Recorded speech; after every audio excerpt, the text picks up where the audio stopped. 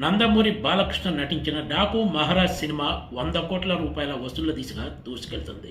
జనవరి 12న ప్రేక్షకుల ముందుకు వచ్చిన ఈ సినిమా 3 రోజుల్లోనే ప్రపంచవ్యాప్తంగా 92 కోట్ల రూపాయల గ్రాస్ వసూళ్లను సాధించింది. ఈ విషయాన్ని చిత్రం నిర్మాణ సంస్థ సితారా ఎంటర్టైన్మెంట్స్ అధికారికంగా వెల్లడించింది. సంక్రాంతి సీజన్లో బాలకృష్ణ సినిమా వచ్చిందంటే సూపర్ హిట్ అన్నట్టే లెక్క. డాకు మహారాజ్ కూడా మరోసారి ఈ విషయాన్ని ప్రూవ్ చేసింది. దర్శకుడు బాబీ కొల్లి తెరకెక్కించిన ఈ సినిమా బాక్సాఫీస్ దగ్గర విడుదలైన తొలి రోజు నుంచే మంచి పాజిటివ్ టాక్తో దూసుకెళ్తోంది. గత కొన్ని సంవత్సరాలుగా సంక్రాంతికి విడుదలైన బాలకృష్ణ సినిమాలు సూపర్ డూపర్ హిట్గా నిలిచిన సంగతి తెలిసిందే. బాబీ కొల్లి దర్శకత్వంలో తెరకెక్కిన ఈ డాకు మహారాజ్ కూడా ఇప్పుడు హిట్ టాక్ను సొంతం చేసుకుంది. దీంతో ఈ సినిమా వసూళ్లు రోజు రోజుకు పెరుగుతూ పోతున్నాయి. ఈ సినిమా విజయంలో బాలకృష్ణ యాక్షన్తో పాటు తమన్ బ్యాక్గ్రౌండ్ మ్యూజిక్ అత్యంత కీలక పాత్ర పోషించిందనే చెప్పాలి.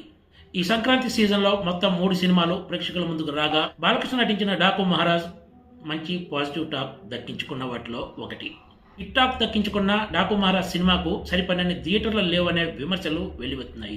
ఇదే విషయంపై బాలకృష్ణ ఫ్యాన్స్ ఏకంగా నిర్మాత నాగవంశీపై విమర్శలు చేస్తూ సోషల్ మీడియా వేదికగా పోస్టులు పెడుతున్నారు. మంచి సినిమా తెరకెక్కించడమే కాదు, తెరకెక్కించిన సినిమాకు సరిపడినన్ని థియేటర్లు దక్కేలా కూడా చూసుకోవాలంటూ నాగవంశిని టార్గెట్ చేశారు.